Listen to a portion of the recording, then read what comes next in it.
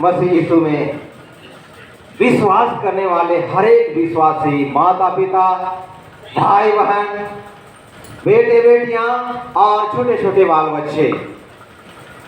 हम लोग आज के सुबह से होकर युदिका रविवार में प्रवेश कर चुके हैं। और युदिका का अर्थ या मतलब होता है न्याय कर। परमेश्वर समस्त जगत के मानव जाति के लिए न्याय करे। जो आदि में प्रतिज्ञा दिया गया था, वह प्रतिज्ञा का उल्लंघन करने के बाद, परमेश्वर की संगति से दूर होने के बाद समस्त जगत के मानव जाति के लिए वह न्याय करे। आज के वचन में हम पाते हैं कि परमेश्वर न्यायी परमेश्वर है। वह पापियों को दंड देता है और धर्मियों को बहुतायत का आशीष और जीवन देता है, और पापियों को सनातन दंड देता है। और हम लोग यदि परमेश्वर के जीवित वचन को थोड़ी थोड़ी करके स्मरण करेंगे तो हम लोग पीछे तो वचन, पवित्र उपदेश वचन से थोड़ा सा पीछे जाएंगे और सृष्टि से आरंभ करेंगे तो परमेश्वर ने आदम और हवा को सुंदर महिमा भरा जीवन दिया था। इतना सुंदर जीवन दिया था कि आदम और हवा के जीवन में कोई घटिया और कमी नहीं था, क्योंकि आदम और हवा को परमेश्वर इतना सुंदर महिमा भरा जीवन दिया था कि ना उनके पास खाने पीने की घटी थी, ना ही ओढ़ने पहनने की कमी थी, ना ही जगतीय जीवन के किसी प्रकार की कोई चिंता और कोई जगतीय जीवन की कोई अभिलाषाएं थी। ने आदि में सुंदर आदम की बारी की रचना किया और आदम और हवा को इसी धरती के मिट्टी से बनाया और आदम बारी की सेवा करने के लिए और परमेश्वर की महिमा करने के लिए संपूर्ण जीवन देकर के समर्पित रूप से आदम बारी में रख दिया। परंतु आदम और हवा के जीवन में कुछ ऐसी बातें हमको मिलता है वचन के माध्यम से। परमेश्वर उनको महिमा भरा जीवन देने के बाद भी वे अपने आप को जगतीय जीवन से नहीं पाते हैं। और तब जिस रीति से आज के उपदेश वचन में एक सांप का दृश्य हम देखते हैं, उसी तरह आदम बारी में भी, उत्पत्ति में भी एक सांप का आक्रमण होता है जो पाप लेकर आता है, मृत्यु लेकर आता है और आदम और हवा को विचलित कर देता है, परमेश्वर की संगति से अलग कर देता है, प्रतिज्ञा को तोड़ देता है। उसके बाद हम देखते हैं कि आदम और हवा के पाप करने से पहले आदम बारी पवित्र था, आदम पवित्र था, हवा भी पवित्र थी। लेकिन परमेश्वर को जो प्रतिज्ञा दिया था वह प्रतिज्ञा यह था कि मैं तुम्हारे लिए आदम में सुंदर चारों ओर, आदम बारी के चारों ओर मैंने सुंदर जीवन के वृक्ष लगाए हैं और मैंने तुम्हारे लिए प्रतिज्ञा के अनुसार आदम बारी के बीच में भी एक भले और बुरे का पेड़ लगाया है। दोनों आज्ञाएं आदम और हवा को परमेश्वर दिया था और सुंदर सा आदम बारी में रख दिया था कि आदम की बारी की सेवा करे और परमेश्वर की महिमा करे। परंतु वचन ऐसा संकेत करना चाहता है कि परमेश्वर जो आज्ञा दिया था, जो प्रतिज्ञा दिया था और आदम हवा को चिताया था कि तुम आदम बारी के चारों ओर के पेड़ के फल को खा लेना, परंतु बीच में मैंने भले और बुरे का पेड़ लगाया है, उसके पेड़ के पास ना जाना, ना उसको छूना, ना उसके फल को खाना। लेकिन आज के उपदेश वचन में एक सांप का प्रतिरूप पाते हैं। वही सांप आदम के पास, हवा के पास आया और हवा को फुसलाने लगा, बहुत चतुराई के साथ हवा को फुसलाने लगा कि देखो, परमेश्वर पिता ने, सृष्टिकर्ता ने जिस वचन के द्वारा तुम्हें प्रतिज्ञा दिया है, आज्ञा दिया है, उसी में से मैं तुम्हें बताना चाहता हूं और कहता हूं कि जिस प्रतिज्ञा के अनुसार भले और बुरे का पेड़ तुम्हें खाने के लिए ईश्वर मना किया है,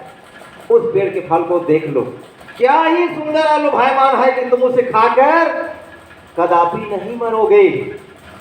परंतु तुम बनाने वाले परमेश्वर के सम्मान हो जाओगे। सांप आकर हवा के साथ यही चतुराई किया और हम वचन में पाते हैं कि हवा भले और बुरे के पेड़ के फल को तोड़ी और खाई और आदम को भी खिला दिया। और तब यहीं से शुरू होता है कि आदम में पाप आया, आदम हवा परमेश्वर की संगति से अलग हो गए और आदम और हवा के पाप करने के द्वारा सारा सृष्टि श्रापित हो गया। आज इसी तरह हम देखते हैं कि परमेश्वर के चुनी हुई इस्राएली जातियों को परमेश्वर आदि से छुटकारा देने के लिए, उधार देने के लिए और जीवन देने के लिए, जैसा आदम बारी का जीवन महिमा भरा जीवन था, वैसा ही परमेश्वर ने 430 वर्ष मिस्र के गुलामी में जीवन बसर कर रहे इस्राएली जातियों को भी परमेश्वर छुड़ाना चाहा और महिमा का जीवन देना चाहा। मूसा की अगुवाई में परमेश्वर की पवित्र आत्मा की सहभागिता में वह मिस्र से निकाल करके केनान देश ले जा रहा था, जहां महिमा भरा जीवन उनको दोबारा दे सके। क्योंकि उस देश के बारे में हम जानते हैं और वचन में भी हमको मिलेगा कि उस देश में ना तो दुख है, ना भूख है, ना प्यास है, ना जगतीय जीवन की कोई लीला कीड़ा प्रभाव की बातें हैं, सिर्फ परमेश्वर की महिमा ही महिमा वहां। एदोम देश मूसा की अगुवाई में और परमेश्वर की अगुवाई में मूसा नबी कनान देश ले जा रहा था। वहां एदोम देश में प्रवेश करके जाने का आदेश नहीं था, इसलिए कि एदोम वासियों के पूर्वज और इस्राएलियों के पूर्वज फिरौन राजा के दासत्व का जीवन में व्यतीत कर चुके थे। इसलिए फिरौन राजा के दासत्व में रहते रहते उनका जीवन आपस में मनमुटाव हो गया था, मतभेद हो गया था, जिसके कारण इस्राएलियों को एदोम वासियों ने कहा कि मैं तुम्हारे दूत भेजता हूं कि अपने राज में, अपने देश में घुसकर हमें कनान देश जाने दे।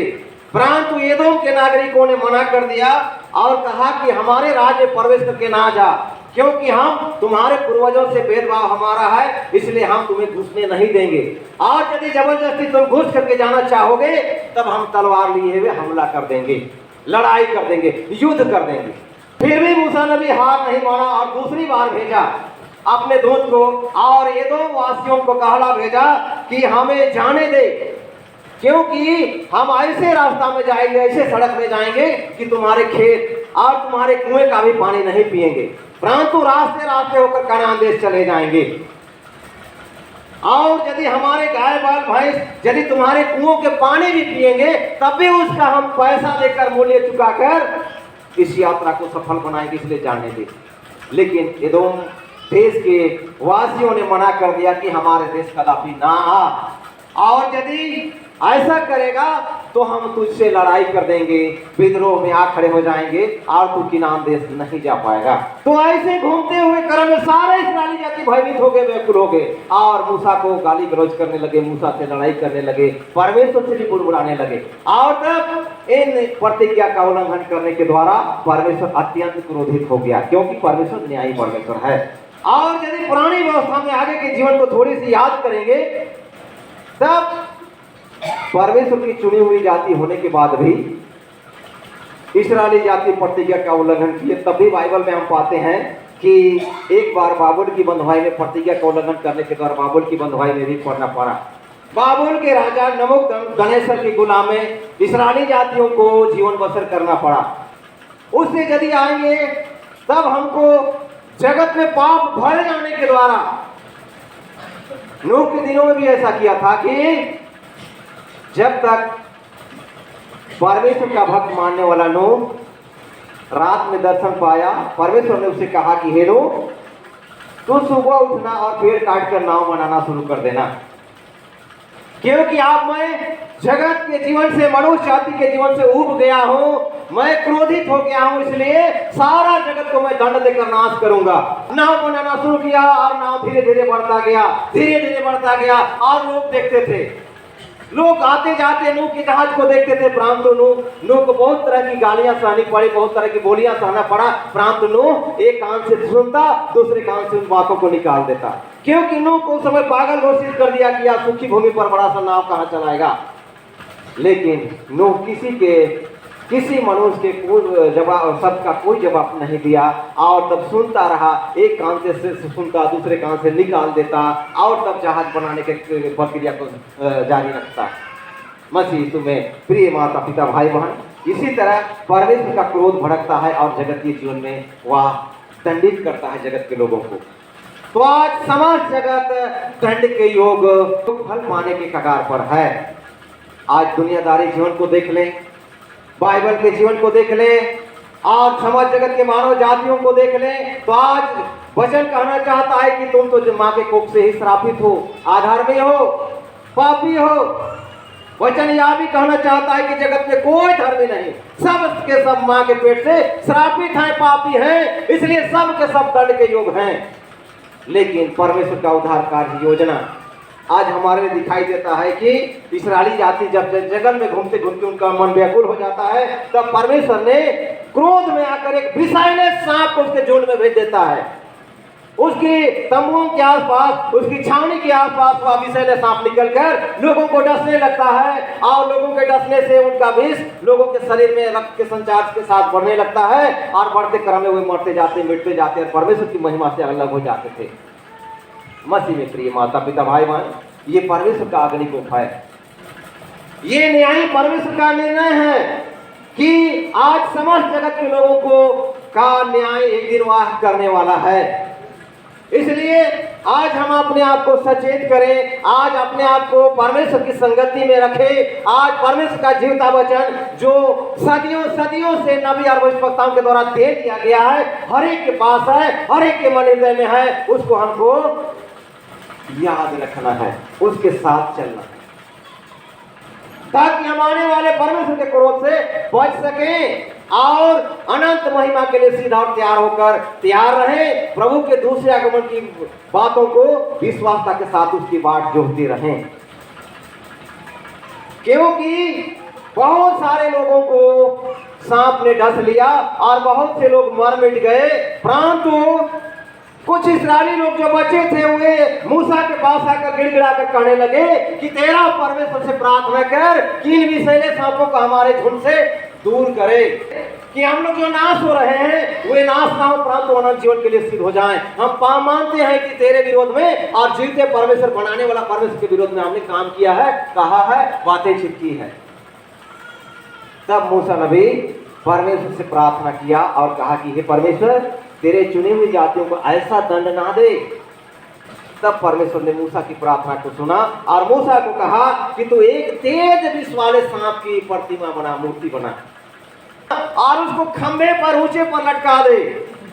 सांप के डसे हुए में से जो तड़प रहे हैं, जो मरने के कगार पर हैं और कुछ ही देर के बाद जो मर जाएंगे, यदि विश्वास के साथ एक बार उस ऊंचे पर लटकाए गए सांप के प्रतिमा को देख लेंगे, वे निश्चय बच जाएंगे। ये परमेश्वर का पहला उद्धारकारी कार्य है जिसको परमेश्वर पुरानी व्यवस्था में किया। यहाँ वचन बताना चाहता है कि कनान देश जाने वाले 6 लाख मनुष्य में से, इस्राएलियों में से लगभग 3000 के करीब मार गए। यहाँ हमको मिलता है गिनती नामक पुस्तक, उसका 20 अध्याय का 21 पद में कि एदोम देश में क्यों घुसने का प्रतिबंध था। आगे हम घूमकर जाते हुए देश के बाहर बाहर घूमकर जाएं और परमेश्वर का यह पवित्र उद्धार योजना लगभग 1453 ईस्वी पूर्व का ही था, जिसको मानने के लिए और उसको अनुसरण करने के लिए जब मूसा की अगुवाई में इस्राएली लोग 430 वर्ष की गुलामी से परमेश्वर की सामर्थ और मूसा की अगुवाई से निकाले जाते हैं। मूसा का मिद्यान देश में यहोवा परमेश्वर का दर्शन पाकर अपनी प्रजा की रखवाली के लिए दुर्दशा को परमेश्वर सुना, और जब परमेश्वर ने मूसा को सामर्थ दिया, वह हमको मिलता है निर्गमन की पुस्तक 3 अध्याय 7 और 8 पद में, जिसमें मूसा को सामर्थ दिया गया, मूसा को शक्ति दिया गया कि परमेश्वर की अगुवाई में और पवित्र आत्मा की अगुवाई में मेरे चुने हुए जातियों को बाहर निकाल करके कनान देश ले जाएगा, जहां उनको दूसरी बार महिमा भरा जीवन मिल सके। इसलिए आइए हम परमेश्वर के यहोवा जो जन्म रखने वाला परमेश्वर है और जो मुझसे पैर रखते हैं, उनके बेटों और पोतों और परपोतों को भी पितरों का दंड दिया करता हूँ। आज यदि हम वर्तमान जीवन में जीवन बसर करते हुए यदि हम परमेश्वर की प्रतिज्ञा का उल्लंघन करते हैं, नहीं मानते हैं, उसके जीवित वचन को सुनते तो हैं परंतु एक कान से निकाल देते हैं, सुनकर और मानकर भी हम नहीं चलते हैं, उन लोगों के लिए परमेश्वर का जीवित वचन कहना चाहता है कि मैं इस्राएल की दुर्दशा को देखा है कि वे कैसे चिल्लाते थे, कैसे गिड़गिड़ाते थे, कैसे प्रार्थना करते थे, लेकिन जो नहीं सुनने वाले हैं उनके बेटों, पोतों और परपोतों को भी मैं आने वाला 7 पुरुष तक दंड देता रहूंगा, क्योंकि वे मेरे उचित और सही आज्ञा को तोड़ा है और मेरी संगति से अलग हो गए हैं और सब के सब घृणित ठहरा दिए गए हैं। बाइबल बताती है मैं तेरा परमेश्वर, जलन रखने वाला परमेश्वर, क्योंकि मैं न्यायी परमेश्वर हूं। इसलिए हमको इस बात को अपने मन हृदय में रखना होगा, याद करना होगा, तभी हम प्रभु यीशु मसीह की तरह शैतान को वचन के माध्यम से, आज्ञा पालन के माध्यम से, प्रेम करने के माध्यम से और प्रतिज्ञा का पालन करने के माध्यम से शैतान और संसार को हरा सकते हैं और विजय प्राप्त कर सकते हैं। उद्धारकारी योजना को जगत ने पूरी किया, जिसको हम महाउपवास काल में जीवन बसर करते हुए कर्म में देख पाते हैं और अनुसरण कर पाते हैं। थोड़ी क्षण के लिए नई वाचा में जाएंगे तो हमों को मिलता है कि उद्धारकर्ता मसीह यीशु इस जगत में आया, क्योंकि वह पवित्र आत्मा होकर आया, लेकिन मरियम की कोख से मनुष्य धारण करके आया, इसलिए कि जगत के समस्त मानव जाति उसको देखे, परखे और ग्रहण करे। परंतु ऐसा नहीं हुआ। परंतु कुछ ही लोग उस पर विश्वास किए और कुछ लोग विश्वास नहीं किए। 12 वर्ष के समय में वह प्रथम बार यरूशलेम मंदिर प्रवेश किया और आपने को साबित कर दिया यरूशलेम मंदिर के याजक, महायाजक, शास्त्री, पुण्यों के बीच में कि मैं ही परमेश्वर का पुत्र हूँ। मुझे भेजा गया है कि अनाथों को आंखें दो, कंगालों को सुसमाचार सुनाओ और बंधुओं को छुड़ाओ और विश्वास करने वाले, पश्चाताप करने वालों को अनंत जीवन दूं, छुटकारा दूं। वह 33.5 वर्ष के जीवन में अपने आप को अन्य जातियों का हाथ में सौंप देता है, क्योंकि उद्धार कार्य शुरू होने लगती है। अपमानित करते हैं, कोड़े मारते हैं, मृत्यु दंड देते हैं क्रूस में। उसके बाद वह मारा जाता, गाड़ा जाता, प्रतिज्ञा के अनुसार तीसरे दिन में जी उठता और जी उठ करके आज 40 दिन तक जगत में रहकर अपने स्वर्ग के पिता, सृष्टिकर्ता पिता परमेश्वर के पास चला गया है कि मैं समस्त सुनने वालों के लिए, समस्त मानने वालों के लिए, समस्त आज्ञा पर चलने वालों के लिए और वचन पर विश्वास करने वालों के लिए मैं नया यरूशलेम बनाकर रखूं। आज जिस रीति से मूसा नबी सांप को की प्रतिमा बनाकर ऊंचे पर लटकाया था, आज हमारा उद्धारकर्ता मसीह यीशु को भी ऊंचे पर लटकाया गया है। जिस रीति से सांप को ऊंचे पर चढ़ाया गया था, उसी रीति से उद्धारकर्ता मसीह यीशु को, जो समस्त मानव जाति के लिए उद्धार कार्य को पूरी कर रहा है, उसको भी ऊंचे पर चढ़ाया गया है। जो उस पर एक बार विश्वास करके अपनी नजर एक बार उठाकर गलगत्था के बीच की क्रूस को देख ले, निश्चय जीवन पाएगा, छुटकारा पाएगा, उद्धार पाएगा और परमेश्वर के राज का अधिकारी हो जाएगा। यही परमेश्वर का इकलौते पुत्र का उद्धारकारी योजना है, जिसको हम भली भांति अपने मन में, अपने हृदय में रखने का प्रयास करें और इसके अनुसार अपने आत्मिक जीवन को मसीह में व्यतीत करने का प्रयास करें। कि यहाँ लेकिन अभी पुष्टि करना चाहता है कि देखो, तुम्हारे बीच में धधकते हुए भट्टे का सा दिन आ रहा है। सब अभिमानी और सब दुराचारी लोग अनाज के खूंटी बन जाएंगे।